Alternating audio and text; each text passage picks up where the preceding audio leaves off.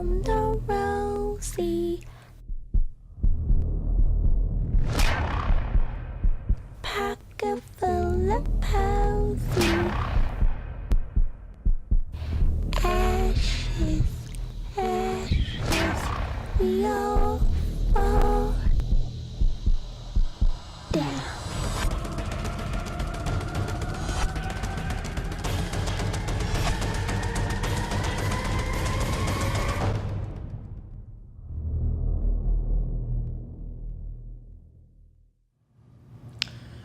I'm Rick the Critic. You just saw a trailer of Hard Requital, and it's at the Pan-African American Film Festival. I have my guest today is Miosha Bean and Kente Ferguson. Welcome. Thank you. Hey. Okay, yeah, that Hard Requital. I mean, I got a chance to see the whole thing. It had a twist to it, and which is really good because so often we see all of these good guy, bad guy type things, and it's nice to see, just a different ending. So I was really excited about it. Tell me, please, first project. You're both the producers of Hard Requital, or Miosha, it was the wonderful director and cinematographer. Okay. I adapted the screenplay and produced the film as well. And you said adapted, so you got Yes. it from where? Yes, about 5 years ago, a good friend of mine, his name is Mafuni Akira, he made an animated short called Hard Requittals. And I was so enamored with it, I told him when I saw it that I wanted to make it into a live action film. And it took 5 years, but we were able to finally adapt it and make it into a live action film. So, we made some changes around the edges, but it's really his film. It's really nice. And your part, Miosha? Oh yeah, I was a cinematographer, and I also was, shooting as the film. So I directed the movie and edited as well. So yeah, he brought me on board. He sent me the script. He's like, Miosha, I think this is going to be a great, short. So I want you to shoot it. And then once I read it, I was like, let's do it. I love it. A lot of fun on the project? Oh, so much fun. A lot of fun. This is the first project we did with each other, and we have many more coming out. So the really good thing about working with this young lady is that she has so much energy and she has wonderful ideas. So when you get to set, she has so many things cooked up in her brain that she hasn't shared with the producer yet, but it's always wonderful stuff. And being that she is short in stature, she can get in a lot of crazy angles and spots because, with the camera. So it's really awesome to work with this young lady, and I'm looking forward to the stuff we have coming out. Oh, so you have other projects coming up? Yes, yes, yes. Okay, so now listen, this one at the Pan-African Film Festival. were you expecting, did you enter, were you expecting it? Well, I used to work at the Pan-African Film Festival as far as putting the art show together for many, many years, and I always wanted to be a filmmaker, so I always secretly was like, I wanted to one day put a movie there because, I always worked in the other side of it.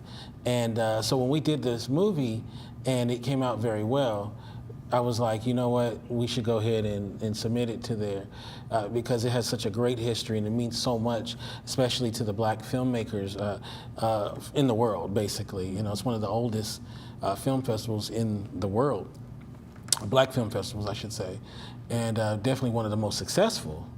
And it was an honor to have a film in there. And so we have more things to come in the future, and we really hope that it'll be in there as well. Great. And Miosha, tell me, you said you read it, you got excited, and this is not your first, So tell us a little bit about your other projects. Oh, well, currently that I'm working on, I actually have a horror film that I'm working on right now. We're going to tour it next month, so we're excited. What's the name? Camera Phone 2. Tell us a little bit about it. Well, it's kind of it's these four friends. They stumble upon the phones, and the phones have like these horrendous murders on it. So after watching it, the haunting begins. Okay, and it's short. It's a short. No, actually, it's a feature. It's a feature. It's okay. Like an hour and 20-minute long film. So. Well, and you said you're traveling with this. Yeah, in theaters. Oh, wow. And she's in it as well, too. No. a little Okay, bit, are you the a little- horror person? I love horror films. I Okay, do. so are you one of the people with the blood and the knife in there? Are you one of those people in there? Can't say. Well, yeah, something like that. We'll see, but I am in it, and I do. It's going to be a lot of blood and gore, so it's exciting. Oh, if my daughter were here, she loves that. She loves it. I'm a little too old for it now because I get nightmares. It's like, it's too much for me. But Alfred Hitchcock, he was in all of his films as well. So is it like that? Yeah. You're going to be in everyone, and you can Kente as well? No, I'm not an actor. I leave the acting to this young lady. All I want to do is behind the scenes, direct, write, and produce. Even though I'm in Hard Requittals. Well, I can't say it because it'll ruin the ending. But you gotta. If you blink, you'll miss me. So. But you're in it. Technically, yeah. Okay. Technically, you're in it. Okay, so You can so watch have it to and look not harder. realize it's not me. Oh, okay. So now tell me about some of these future projects. I mean, I know that you, I know she just talked about the horror, and I know that this one in the Pan-African, I know that this is kind of going to push up some other things, and usually when you get the first one out, the other ones have to go above and beyond those things. What are some of those future projects? I know she said horror, and you. Yeah, there's two films that I wrote myself. They're short films that we're going to go in production. One is named 2 Minutes, and the other one is Time's Up. And one is a thriller. The other one is like kind of a sci-fi thriller type thing. And so those are ones that are in production now that we're in pre-production that we're gonna make sometime this year. Also, too, we have a project that is called The Moments After. It's another short film that we look to shoot in the next week or two.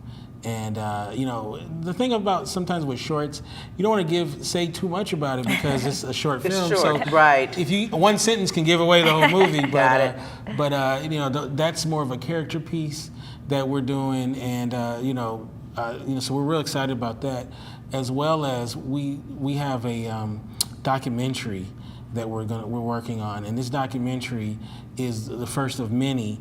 And as we said in our first part, that black art is my passion, and we're doing a documentary series that will focus this one in Los Angeles, and it's going to be following the lives of different African American artists that are based in Los Angeles. And so that we don't have a title yet for that.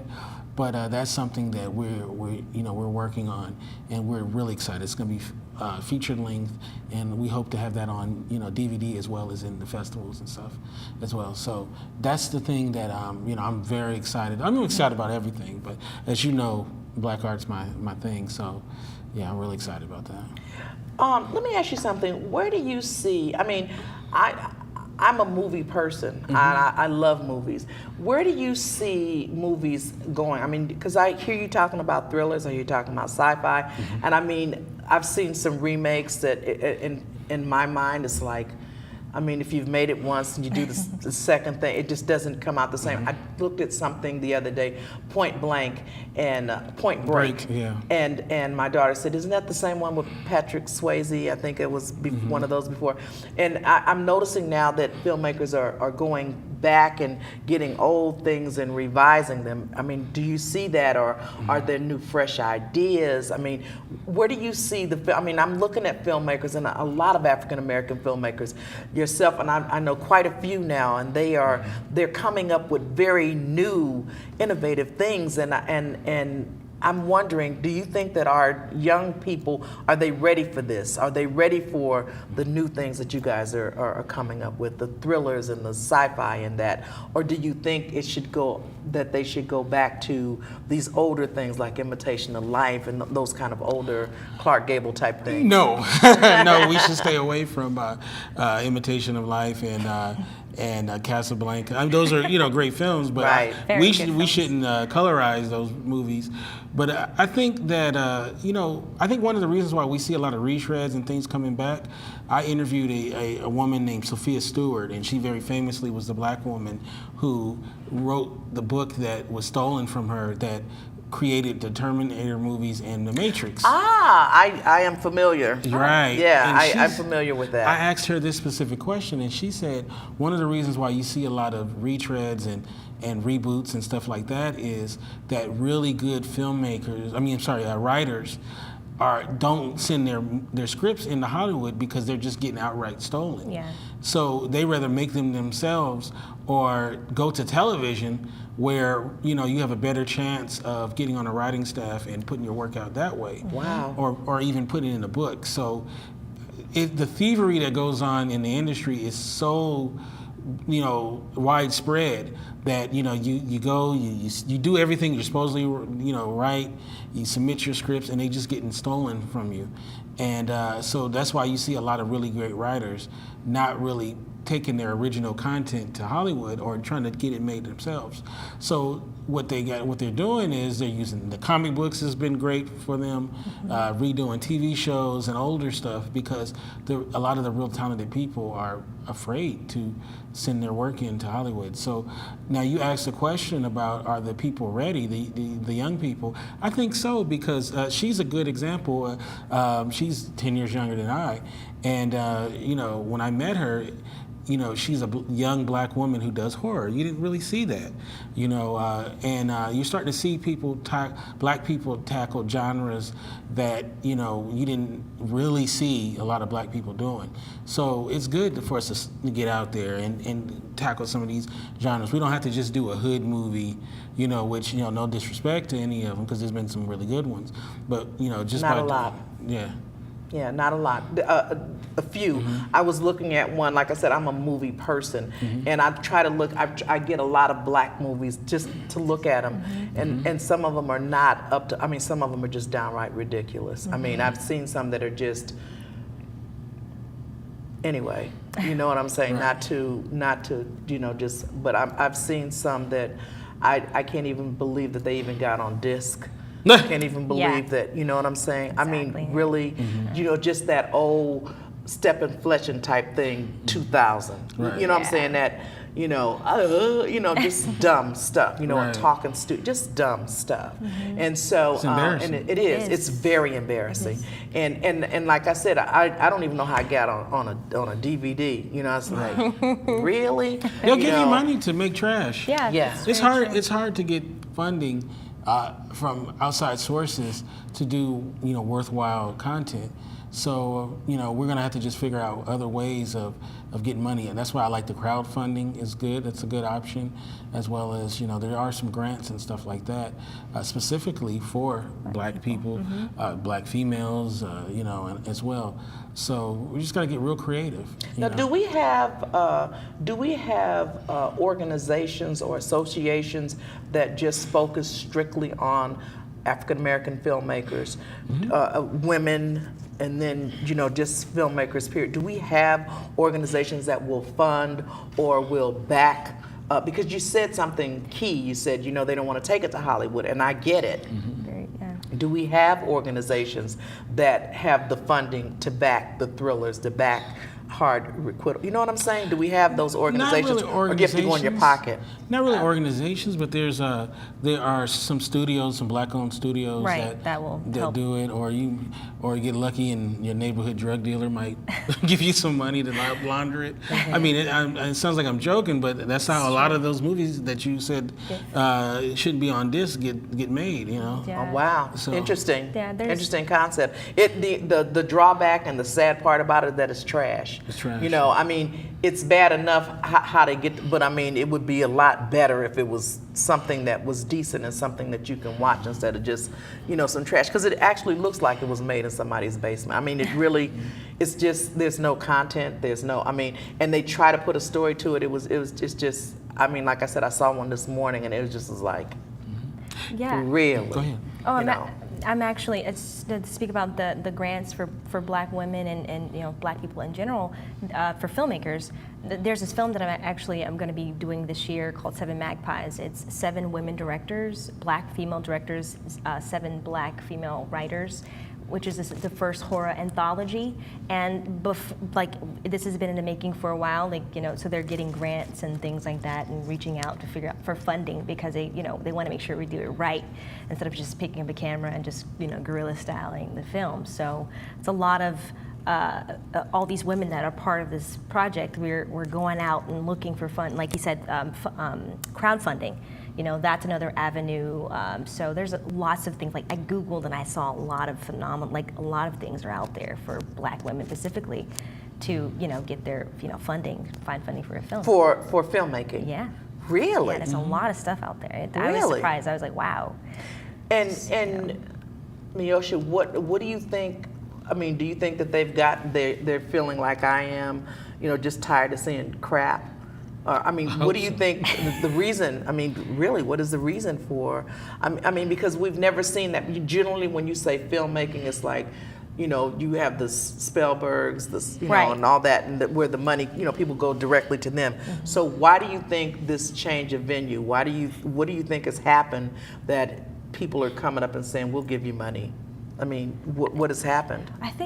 I think there's a lot, and there's a lot more people, especially are taking time and really owning their craft and doing good quality stuff, not just me. Because I told Kinte, I said, for us to do a film together, we want to make sure it's right and it's good, it's high quality, and it has a great storyline and it's solid. Because I just don't do anything. I'm very selective in what I choose to film, mm-hmm, and I think that's why I continue to get different projects that continue to make me grow. As a filmmaker and a Black woman in this business, it's okay. You got to be very selective of what kind of stuff you choose. Yeah, I don't like trash. Me neither. So for me to want to be involved in something, it has to be on a certain level. Yeah. And I want to elevate what we do as especially as Black filmmakers. So mm-hmm, it's very important. And I think that Black people's taste have grown as well as what kind of stuff they like, or at least because I think a lot of people like stuff they just didn't admit to it, but now they got all these Black nerds that are open with it and all of that stuff, and so you're starting to see like a lot of very different taste out there, mm-hmm, and which I think is all good. It's all positive. But the main thing that people need to understand, especially us, is that we have to create our own situation, because give you an example, like Bollywood. Right. They realized Hollywood wasn't going to give them an opportunity, mm-hmm, so they created their own opportunities. Exactly. China, I believe in 2014 or 15, outdid the American box office. Yep. So, and then when they want to use China, when these Hollywood films, they put restrictions on America and say you got to do this, that, and the third. So they have to go to them with their hat in the hand. Mm-hmm. So I think Black people have to do the same thing too. Here is that we need to build our own institutions and create our own content, and we have to create something where we don't have to go to The Man or Hollywood or whatever to do it. And I think that's where we should be going. Yeah. What do you think about Tyler Perry in Atlanta and his? Mm-hmm.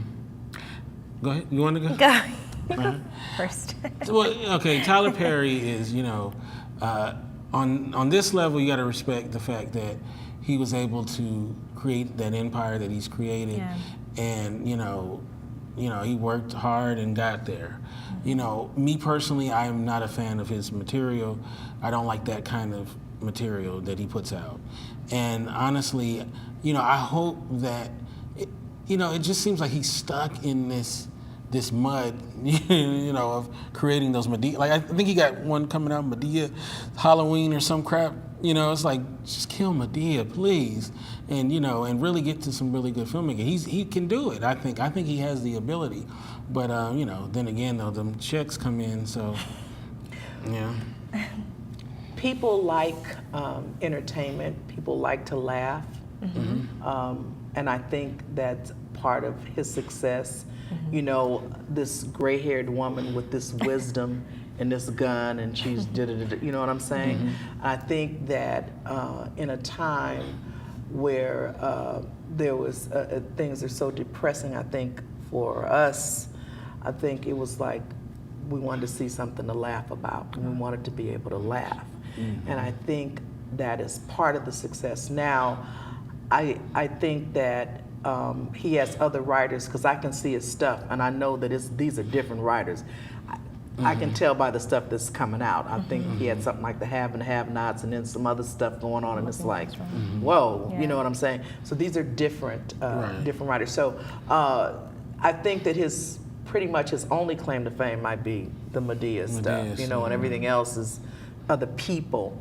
And I just think that for him now, at the level that he's on, he could make quality movies. He could make better movies. I like his idea though, making a studio. I think he bought like that. some kind of military base where he does. Absolutely. You know, that's the right idea. Absolutely. He definitely has the right Absolutely. idea. I just wish the content was I feel the same way. And maybe it's just me. And I can, even with Oprah, you know what I'm saying. I can't get past the thought. It's like, sister, you got money. You know, you can put out more positive images. You know, I get so tired of that Harpo and the butler and all of that. To me, it's like, with your money, you know, you could create, you know, you can put something together that would show little black girls, you know what I'm saying, how you can get to the empire, how you can do the things that you know, this is what you did, this is how you made. I mean, you could be a real role model. You know, I'm just not a fan of Color Purple and Daddy the Butler, and I'm just not a fan of Roots and all. I'm just not a fan of that. I really am not. I just think that, I mean, I know that there's some lessons there, you know what I'm saying, but to me it's like, you know, I don't have to keep, you don't have to keep hitting me with it, because I get it. Right. So I just think that you know, like if you guys came to her with a good project, I mean, from rags to riches or what have you, I think it would just be a more positive type image. And I guess for me, when I see that kind of money, and I think, you know, you could be doing some other things here, you know. But also you got to realize they don't let you get that money unless you're playing for the team. So so you know, in order to get to that club, you know, you have to be vetted. So you know, I think going to Oprah or Tyler Perry is a dead end for us. So, but we have to create our own thing. Absolutely. And I think that you have the audience for it, because when you were talking about the GoFunds and all that, that lets me know that there are people out there that want to see some quality work. Definitely, most definitely. They want to see quality, and they want to see a good movie. I enjoy going and seeing a good movie. And I love it when I see black people, you know what I'm saying, in a positive image, you know, positive role model. I think it's great. You know, for me, it's not that the black person has to be like a saint or anything, you know, because like even our film Hard Requittals, you know, it's, you know, a dark side of life, but we like to have three-dimensional characters that you can really understand where it is that they fall, why they fell on the dark side. It's not just a monster that gets put in front of you and there's no context for it. So, you know, so like I said, I don't think that it has to be, you know, it has to be necessarily a positive character. No, I don't. When I say positive, I mean I mean no dancing and singing, and But I don't want to hear that. You know what I'm saying? Yeah. I don't. Yeah. When I say positive, I mean there are good films. You know what I'm saying? Right. Thriller, horror, whatever. But I'm saying I don't want to see that.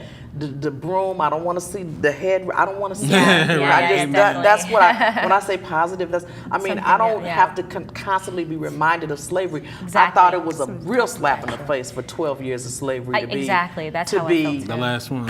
Yeah. an Oscar. Oscar. Are you Right. serious? Right. You know, I mean, I just thought there were so many other good movies out there. Yep. You know, and I just thought that you would pick that. So when I say positive, and that's what I mean, there are just a lot of good things out there that, you know, and I saw, like I said, I saw Hard Requital. I thought it was great. Thank you. I really you. did. Short, and I thought it was, and I'm looking forward to seeing some other work that you do. Who are some of the people that you guys are working with? You want to go first? Yes, we're working with this actor named Sean McDonald in our next project. You know, of course, the people like Richie B. Jacobs, Mark Ridley for Hard Requittals. And right now, we're in the process of casting. So, you know, right now, I guess there's a couple of people, I guess we can say. Yeah. You know, but for the most part, we're in the process of casting. So, you know, And casting is they're casting. They're casting. you know they're casting. you know what's so funny is I get so many people, you know, family and people I know who want us to cast them in something. Yeah. We're like, no, you don't even act, brother. Isn't that amazing? Mm-hmm. It's wow. So that's kind of like their intro into, you know, I can get into movies. My Right. cousin is making movies. My aunt makes movies. My Right. aunt makes movies. You know, I can get in the movies.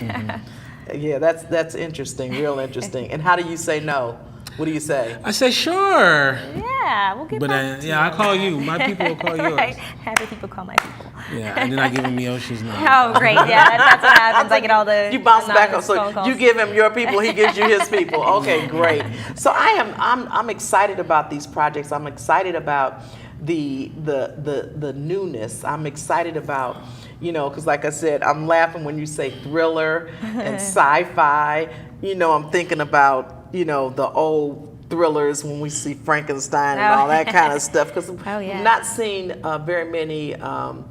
You know, I think Final Destination, I don't know how many times you could do Final Destination. I mean, it just went on and on and on and on and on. So when I see those horror flicks, and then some of them, like I said, are just really incredible, we just kind of, I'm excited about the newness. I'm Yeah. excited to see some new blood. Right. Yeah. You know what I mean? I love it. So I'm looking forward very much so to seeing what you guys are doing and the projects and that kind of thing. If someone wanted to contact you guys and talk to you guys about are you looking for people that have manuscripts? Are you looking for people to cast? Are you looking for people to do things that you pretty much have? Because I noticed the Waynes use all the same people. I noticed these guys use all the same people. Is that pretty much what you guys do? All use the same people? No, We're open. we're open. We're very to, open to. Yeah, to we don't new- want all of our movies to have the same people in it. But Well, I do see guys that use the same people. Absolutely. You know, I there's a don't know what that comfort level. means. Well, it's a comfort level because Yeah. you know that you know what they're capable of. Oh, okay. And, you know, so I can understand that. You know, and the people we've used before, definitely we want to use again. But you know, we don't want all of our movies to look the same. With Right, the Mark same people. Ridley in every film. You don't want all the same. Oh, so you. Even though she's involved with a movie with Mark Ridley as the star. So. Okay. Yeah. So- Okay, so we will see him twice. Yeah. Okay, all right, that's okay. We can see him twice. Yeah. But as things go, you'll start bringing in different people. Okay. Most definitely. I thought, were they going to put Hard Acquittals back again? We just had the trailer. Yeah. I think maybe not. All right, we're at the end. Maybe so. Good night. We had a great time. Thank you, Miosha, you. for coming. Thank you. Thank you so much, Kente. You guys will come back again and do a show with us, especially after you do the horror and stuff. Most I definitely. look forward to seeing you guys. Thank you so much for coming on. And what is your web? MioshaBean.com. MioshaBean.com. Don't forget it, because you might get cast in a film. Good night. All right. I was gonna dance as I went off. Yeah.